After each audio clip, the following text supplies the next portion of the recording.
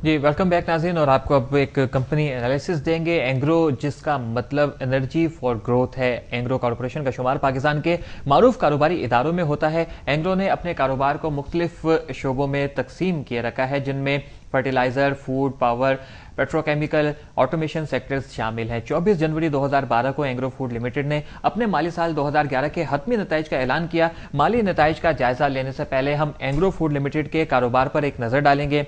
Engro food limited का क़याम 2004 में सक्खर और साहिवाल में डेयरी प्लांट के साथ अमल में आया था और कंपनी ने दूध की प्रोसेसिंग और दूध इकट्ठा करने के बुनियादी ढांचे पर खातिर ख्वाह सरमायाकारी की थी। और आज एंग्रो फूड अपने आला म्यार ब्रांड ओमोर, ऑलवेल और तरंग, ऑलपर्स और ऑसम के साथ मार्केट में मौजूद है। और एंग्रो मसनूआत की कामयाबी कंपनी की बढ़ती हुई सेल से जाहिर होती है। डेयरी सेक्टर में कामयाबी के बाद एंग्रो फूड ने अलसफा को खरीदा, जो कि एक हलाल गोश्त ब्रांड है। और अब एंग्रो फूड शुमाली अमेरिका की मार्केट में हलाल फूड इंडस्ट्री में अपने कदम जमा रहा है। एंग्रो के नए मंसूबों में राइस प्रोसेसिंग प्लांट का क़याम भी शामिल है। साल 2011 में एंग्रो फूड मुल्की स्टॉक मार्केट में 25 रुपए फी हिस्से के हिसाब से लिस्ट हुआ। एंग्रो फूड का जो कैपिटल पेड अप था वो 7,480 मिलियन रुपए है, जिनमें से 27 मिलियन शेयर्स पब्लिक ऑफर में दिए गए और 48 मिलियन शेयर्स बड़े सरमायाकारों खुसूसन अमेरिका और यूके के म्यूचुअल फंड्स को दिए गए। साल 2011 के माली नताइज का जो जायजा लिया जाए तो एंग्रो फूड की जो नेट सेल्स हैं वो 42.5% इजाफे के साथ 29.86 अरब रुपए पर नजर आती हैं। साल 2011 के दौरान कंपनी ने डेयरी उमंग के नाम से चाय का दूध भी मार्केट में शुरू किया और ग्रॉस प्रॉफिट और ऑपरेटिंग प्रॉफिट में बिलतरतीब 51% और 149% शरह नमू देखी गई है, जबकि ऑपरेटिंग इनकम में पिछले साल की निस्बत 288% इजाफा हुआ है। और इसी हवाले से अगर फाइनेंस कॉस्ट में देखा जाए तो 59% इजाफा हुआ है। एंग्रो फूड ने हतमी मुनाफा 891 मिलियन रुपए रजिस्टर करवाया है, जो कि गुज़िश्ता माली साल की निस्बत 407% शानदार इजाफा है। इसके साथ ही कंपनी की आमदनी फी हिस्से से 1.19 रुपए है, जो कि गुज़िश्ता साल सिर्फ 31 पैसे थी। लेकिन कंपनी ने अपने शेयर होल्डर्स को डिविडेंड की सूरत में कुछ नहीं दिया। एंग्रो फूड के शेयर्स अपनी शानदार सालाना कारकर्दगी, अपनी मसनूआत की मार्केट में मांग और अपने ग्रुप की गुडविल की बिना पर सरमायाकारों के लिए पुरकशिश नजर आ रहे हैं, जिसको लॉन्ग टर्म के लिए होल्ड किया जा सकता है।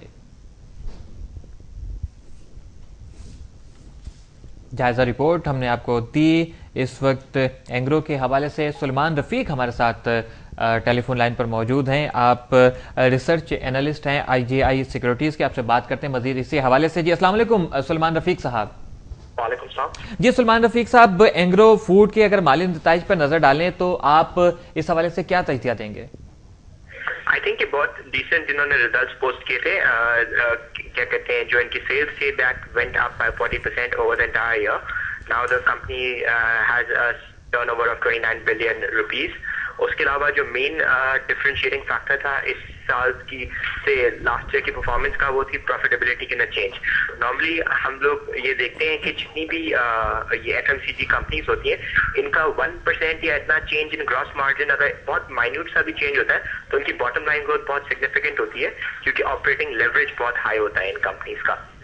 तो मैं ये जो मेरे नजदीक ये है कि results were quite decent and were above analyst expectations. जी अच्छा, ये बताइए कि जो एंग्रो फूड है, इसके मार्केट डाटा की बुनियाद पर सरमायाकारी की जा सकती है? आई थिंक अभी सबसे पहले firstly we haven't actually had coverage on the share itself. तो आई वुडंट बी, मैं आपको नहीं अच्छी तरह ये एक्सप्लेन नहीं कर सकूंगा कि हम क्योंकि हम लोग की टारगेट प्राइस होती है। अगर if we think that the share is going to be, if we think that is value in the company, then we will recommend it to investors. At the moment हम लोगों ने अभी इसके ऊपर valuation करी नहीं है, but looking at the fundamentals of the company I think ये फेयरली प्राइस्ड है। आई डोंट थिंक इसके अंदर इतनी मेजर अपसाइड अभी आप देखेंगे, क्योंकि 26 रुपीज की अभी इट्स करंटली ट्रेडिंग है 26 रुपीज। और इवन अगर आप फेयर वैल्यूज बाकी एनालिस्ट की देखें तो 30 रुपीज तक का अगर फेयर वैल्यू है किसी की, तो आई थिंक उसके अंदर अपसाइड अराउंड 10 to 20% अगर अपसाइड है, तो I think that is going to be a very big growth story. तो अगर किसी का बहुत लंबा व्यू है तो फिर बिल्कुल इसके ऊपर इन्वेस्टमेंट करी जा सकती है, but I think that this is at the moment this is not the right time to invest. अच्छा, ये बताइए कि एक और पॉइंट भी है कि एंग्रो फूड्स ने जो है वो डिविडेंड नहीं दिया था, तो ऐसी सूरत हाल में क्या इंटरेस्ट शो करेगा इन्वेस्टर जो है वो एंग्रो के शेयर्स में? अच्छा, इसके अंदर दो क्लासिफिकेशन ऑफ इन्वेस्टर्स होती हैं जो जनरली इन्वेस्ट करती है। एक क्लासिफिकेशन वो होती है जो इन्वेस्ट करती है डिविडेंड के लिए, और एक क्लासिफिकेशन ऑफ इन्वेस्टर्स वो होती है जो ग्रोथ के लिए इन्वेस्ट करती है। तो अगेन उनकी जो इन्वेस्टमेंट स्ट्रैटेजीज होती है वो बहुत डिफरेंट होती है, क्योंकि जो डिविडेंड के लिए करती है उनको अपना जो प्रिंसिपल होता है वो प्रोटेक्ट करना होता है। तो वो हमेशा बहुत स्ट्रॉन्ग कंपनीज और जिन कंपनीज जिनके पास अच्छा खासा कैश है उसमें इन्वेस्ट करती हैं। और जो ग्रोथ प्लेस के अंदर जो लोग इन्वेस्ट करते हैं उनका लॉन्ग टर्म होराइजन होता है, और उनकी जो स्ट्रैटेजी होती है वही होती है कि वो नेक्स्ट 2-3 इयर्स तक अपना पैसा भूल जाते हैं। तो सबसे पहले मैं आपकी ऑडियंस के लिए ये मैंने कहा कि मैं सोचा कि ये मैं आपको एक्सप्लेन कर दूं। आई थिंक कि क्या कहते हैं, इस कंपनी की नेक्स्ट 2.5 ईयर्स 3 ईयर्स तक तो बंदे को भूल जाना चाहिए कोई डिविडेंड आएगा। 1 रुपी के लिहाज से अभी 25 टाइम्स मल्टीपल के ऊपर ट्रेड कर रहा है। ऑल्दो ये मल्टीपल बहुत हैवी लगता है, लेकिन नेक्स्ट 2-3 इयर्स के अंदर जब इसकी earnings if they grow up by like 4 to 5 times, so then the multiple will come down to like 6 times at present valuation. तो हम लोग ये बोल सकते हैं कि this is a growth story and this is for long term investors. I wouldn't advise short term investors to enter this script at the moment. जी अच्छा, last year जो है वो इसका आईपीओ आया था, तो ऐसी कोई शर्त इसमें होती है कि आईपीओ जब आता है तो आप जो है वो कितने अरसे तक डिविडेंड जो है वो दे सकते हैं या नहीं दे सकते? अच्छा, आई थिंक कि वो नॉर्मली डिपेंड करता है कंपनी की प्रॉफिटेबिलिटी पे। अभी they can I think they can start giving a dividend, क्योंकि अभी ये कंपनी प्रॉफिटेबल हो गई है। बट डिविडेंड देना हर वक्त डिविडेंड देना कोई अच्छी बात नहीं होती। कुछ कंपनीज है, अगर फर्ज करें एक कंपनी ग्रो कर रही है 40% के ऊपर, तो उसके लिए ज्यादा कन्वीनियंट है कि वो अपना जो इंटरनल जनरेशन से पैसा वो करती है। और इसकी एक और क्वेश्चन ये है कि ये जो एंग्रो फूड्स है उसकी डेट टू इक्विटी अभी 50% है, जो कि मैनेजमेंट का टारगेट है। अगर इनको अपनी डेट टू इक्विटी रेज नहीं करनी तो ये कंपनी के लिए ज्यादा इजी होता है कि इंटरनल फाइनेंसिंग के ऊपर फोकस करे, क्योंकि अगर वो एक्सटर्नल फाइनेंसिंग रेज करेगी, ऑल्दो रेट तो बहुत इजी मिल जाएगा, सस्ता कम मिल जाएगा, लेकिन उनका जो डेट टू इक्विटी रेशियो है वो आउट हो जाएगा। तो तो आई थिंक कि इसके अंदर ऑल्दो कंपनी डिविडेंड देना चाहे तो दे सकती है बोरो करके, क्योंकि इसके पास और भी अभी ऑप्शन है इन्वेस्ट करने का अपना कैश इस कंपनी के अंदर इटसेल्फ। तो आई थिंक दैट डिविडेंड के लिए हम लोग को एग्जैक्टली डिविडेंड के अंदर इस कंपनी को नहीं देखना चाहिए। अच्छा सुलेमान, जो एंग्रो फूड के नए आने वाले मंसूबे हैं उनके बारे में आप क्या बता सकते हैं?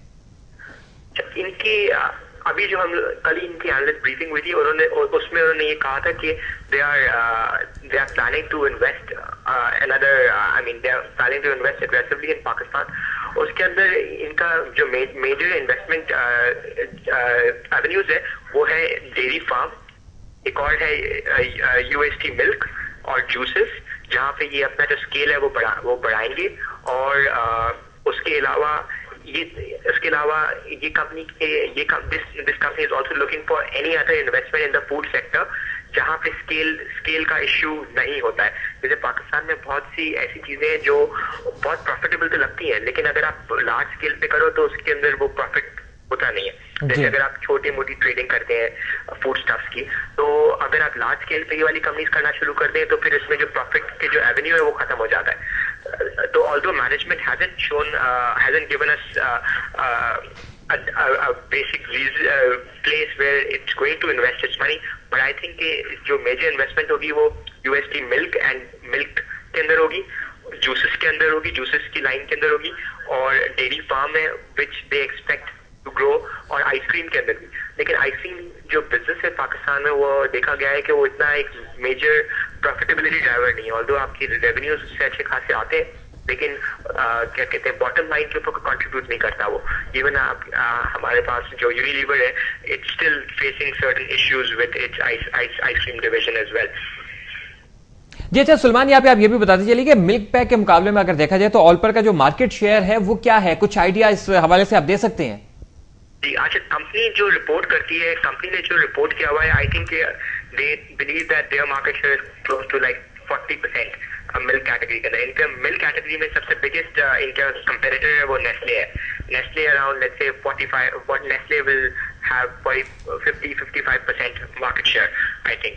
और उसके और जो बाकी सेगमेंट्स है उसमें एक सेगमेंट के अंदर इनका Unilever is a big competitor specially ice creams के अंदर। और राइस जो इनके पास बिजनेस था now it's spun out of the company. और अगेन जूसेस के अंदर भी Nestle is a big competitor. तो generally Nestle and Unilever are two big competitors of this company. बहुत बहुत शुक्रिया आपका सुलेमान रफीक साहब, रॉयल न्यूज़ से बात करने का और अपने तजिए से हमें आगाह करने का।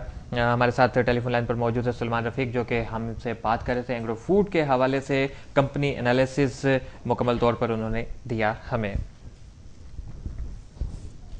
नाज़रीन, आपको बताते चलें कि इस वक्त मार्केट की जो मौजूदा सूरत हाल है, अगर उसकी हम बात करें तो इस वक्त हमारे पास KSE 100 इंडेक्स जो है वो 10 पॉइंट कमी के साथ 11,939 पर ट्रेड करता हुआ नजर आ रहा है। और 286 कंपनियों के हिस्सेस में और शेयर्स में कारोबार हुआ। 15 का अनचेंज रहा, 131 में डिक्लाइन आया और 140 में एडवांसमेंट आई। आपको बताते चलें कि इसमें शबी DG खान सीमेंट और फौजी फर्टिलाइजर बिन कासिम हमारे पास वॉल्यूम लीडर्स थे, जिनमें जहांगीर सदीकी कॉर्पोरेशन और फौजी सीमेंट भी शामिल थे। जी बिल्कुल, इंट्राडे करेक्शन जो है वो हमें मार्केट में नजर आ रही है और मार्केट जो है वो इसी हवाले से करेक्शन एक्सपेक्ट की जा रही थी, लेकिन करेक्शन अभी खुल के सामने नहीं आई। मार्केट अपनी जगह बना रही है और आगे की तरफ जा रही है। ये थी मार्केट की आज की सूरत हाल। कल फिर मुलाकात होगी। शबील हसन आबदी और फहद शहबाज को इजाजत दीजिए। आप हमारा कॉन्टैक्ट नोट कर सकते हैं businesshorizon@royalnews.tv।